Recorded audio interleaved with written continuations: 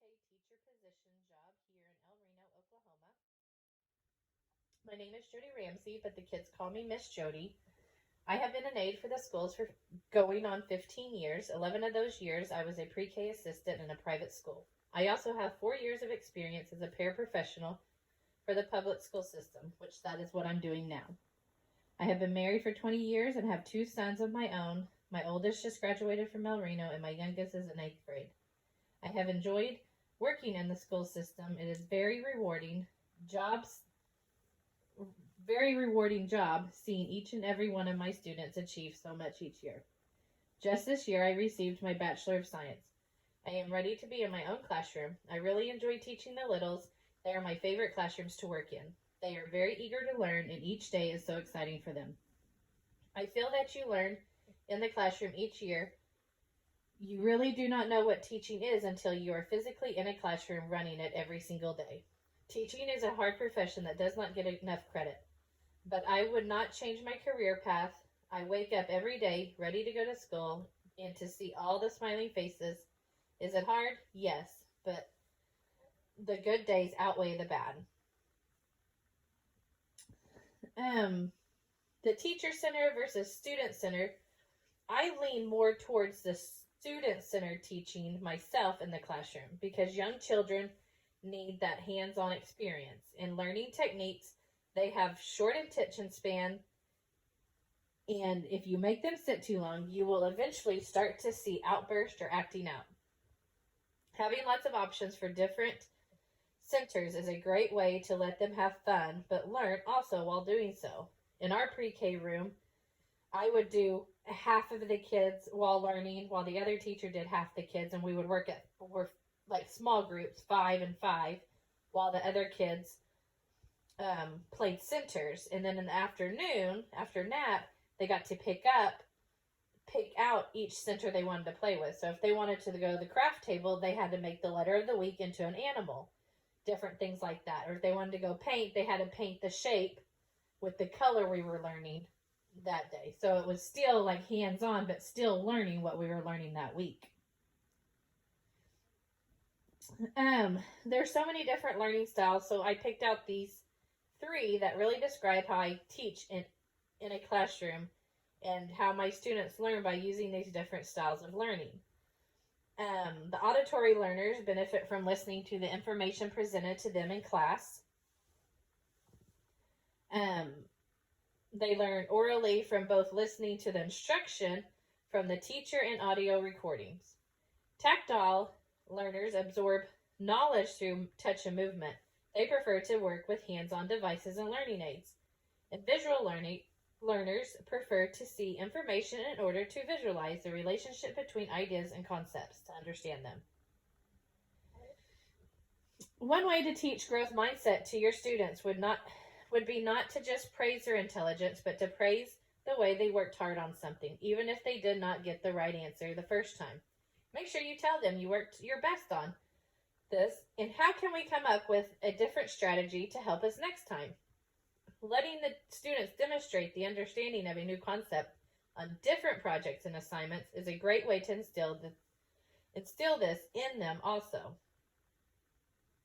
And I make sure I tell my kids every day, they are always down on themselves. They always say, I can't do it, I'm so dumb. And I say, no. Like, I once was in 1st grade. I couldn't do this.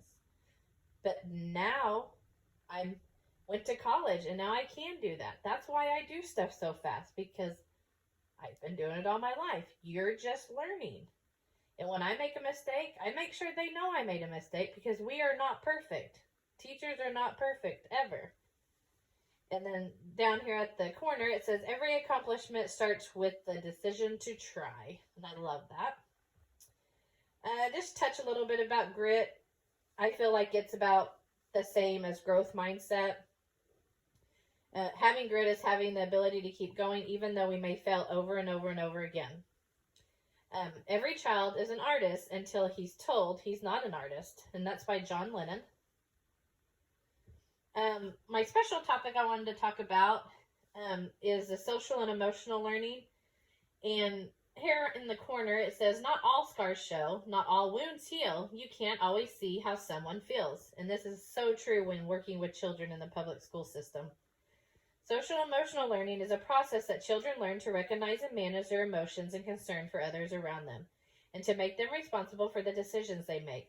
As a teacher, I will teach SEL in my classroom by doing morning check-ins that take about 15 minutes. First thing before class starts, having students make connections and develop empathy for one another is a big deal. I will make sure to take the time to address conflict in the classroom by asking each student that is involved their side of the story and challenging them to find a common ground they can agree to.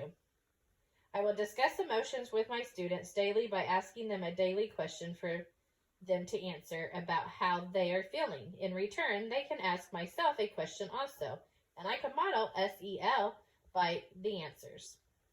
It is important to do daily check-outs with the students just as the same way I check in to make sure I know how they are at the end of the day. I will also model kindness towards the other teachers and staff that come into my classroom because the students watch our every move and hear every word we speak. And I just wanted to touch on this little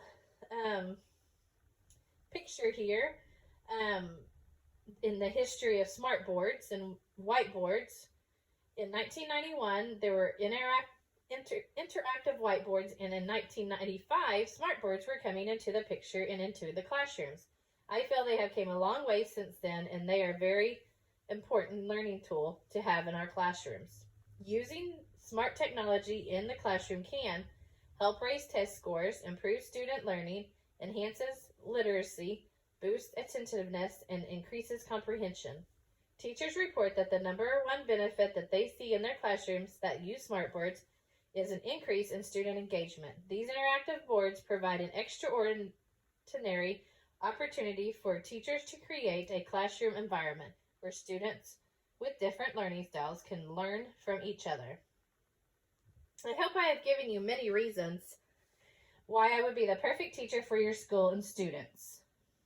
A few of them: I have lived in Oklahoma all my life. I graduated from El Reno Public Schools, and my oldest son has graduated here also, and my youngest is still here.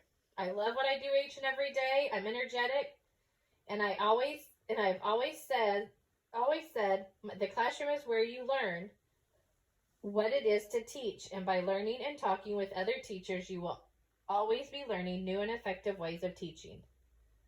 What makes a child gifted and talented may not always be good grades in school, but a different way of looking at the world and learning.